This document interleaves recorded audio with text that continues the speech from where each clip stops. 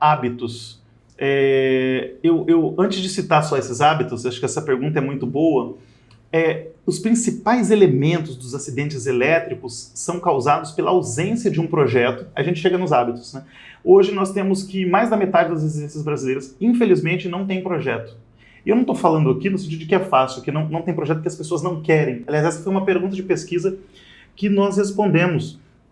Quer dizer, por que, por exemplo, o estado da Bahia, o estado do Piauí, o Maranhão foi o campeão de acidentes elétricos? Quer dizer, por que lá ocorre mais do que em outros lugares? Muito mais do que em São Paulo. Então, quando a gente analisa números, não faz sentido a gente olhar números absolutos. Quer dizer, quantidade de São Paulo vai ter sempre mais.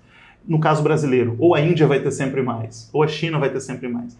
Mas faz sentido a gente trazer para uma base, pode ser acidentes por 100 mil habitantes, por 1 milhão de habitantes. O Maranhão, nós analisamos mais de 20 mil mortes por acidentes elétricos em algumas décadas. Esse trabalho foi apresentado, inclusive, recentemente nos Estados Unidos, junto com o colega Edson Martinho da Bracopel, o Walter, o professor Edio. Nós observamos que essa relação está intrinsecamente ligada ao IDH. Então, quando você pega São Paulo, por exemplo, tem 3, 4 mortes por milhão de habitantes por choque elétrico. O Maranhão tem 25. O Piauí está próximo disso. Amazonas e o Pará estão próximo disso.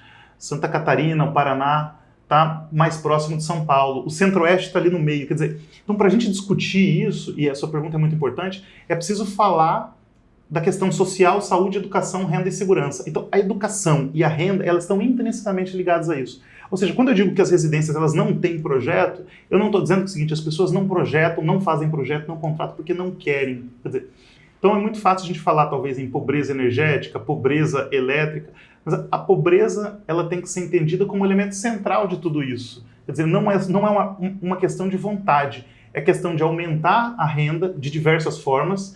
E, inclusive, também nós fizemos sugestões como reduzir o preço e os impostos sobre os dispositivos residuais, que são esses que salvam vidas, que eu tinha falado logo no início. Então, ter um projeto, executá-lo corretamente, ter as proteções de disjuntores e dispositivos residuais e um sistema de aterramento, isso vai reduzir e resolver a maior parte dos problemas. Agora eu chego nos hábitos. Eu precisava explicar isso antes, que não é só a vontade das pessoas, que precisamos ter projeto e equipamentos.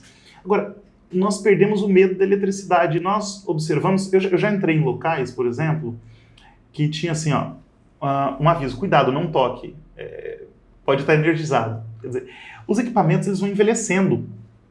E ao envelhecer vai ocorrer fuga para as carcaças. Isso vai acontecer, é só questão de quando. Quer dizer, o equipamento pode estragar antes, mas se o equipamento não estragar antes, ele estraga dessa forma, ele estraga com a isolação envelhecendo e as massas ficando vivas, as carcaças energizadas. Os equipamentos mais perigosos são os que possuem carcaça metálica. Geralmente estão em áreas molhadas. Geladeira, fogão, forno micro-ondas. Antigamente tinha aquele cabinho verde que ficava atrás enrolado que a gente não ligava no terra. E agora tá na tomada, então tem que ligar. Tendo o quadro, o sistema de aterramento, fica fácil evitar o acidente porque o dispositivo atua e você bota o equipamento para manutenção. De qualquer forma, eu vejo as pessoas utilizando o equipamento descalço, dentro de casa, os equipamentos, e é recomendado sempre estar calçado. Você pode ter um calçado para usar fora de casa e outro dentro. Utilizar equipamentos em espaços molhados, né? Então nós observamos, existem equipamentos para isso, existem equipamentos com um IP, um índice de proteção mais elevado, mas as pessoas ainda utilizam esses equipamentos conectados a extensões. Existem extensões que são padronizadas, mas a maioria delas não. Então olhar o certificado dessas extensões é um hábito que a gente precisa ter e reduzir o uso de extensões e T's, porque além do choque elétrico, nós estamos falando dos incêndios de origem elétrica. Sempre dá manutenção nos equipamentos e, durante as tempestades, e no Brasil nós temos muito raios, descargas atmosféricas oriundas de tempestade, de chuva, não temos tempestade de areia, mas chuva que ocorre o tempo todo, e nós observamos muitas mortes, algumas dezenas de mortes por utilizar equipamentos conectados à tomada nesse instante. A geladeira está lá longe, mas já aconteceram algumas mortes. O celular, que foi perguntado no início da entrevista, nós observamos algumas dezenas de mortes nos últimos anos, as pessoas utilizando o celular conectado à tomada. E nós modelamos isso, desde a distribuição da média tensão, transformador abaixo. Então, a descarga atmosférica, ao acoplar no circuito de distribuição, ela pode chegar até os equipamentos. Os equipamentos queimam, só que você não está tocando o equipamento no momento da queima. Agora, o celular, as pessoas não conseguem mais desligar o celular.